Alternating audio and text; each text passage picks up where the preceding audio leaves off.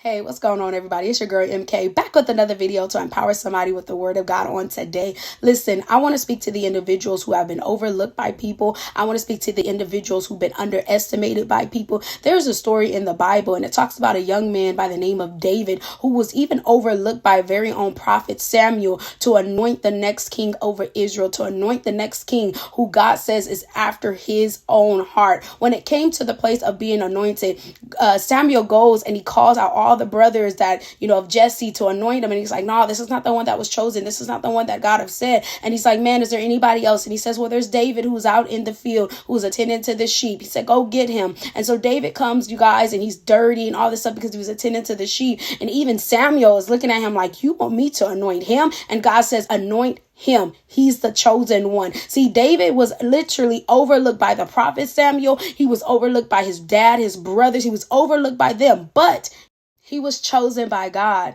He was anointed by God because he was after God's own heart.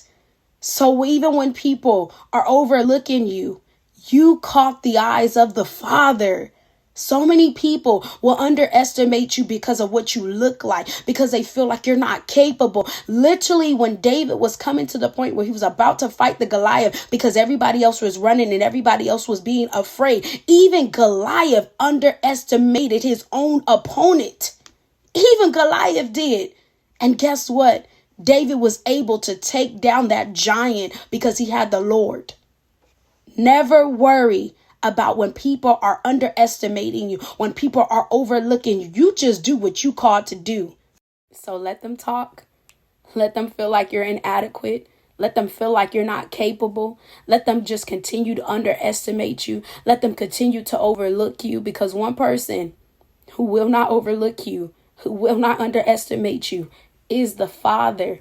And he's the one that called you. He's the one that anointed you to take out what everybody else was afraid to do. Let them talk, and you do what God called you to do. With boldness shall you do it.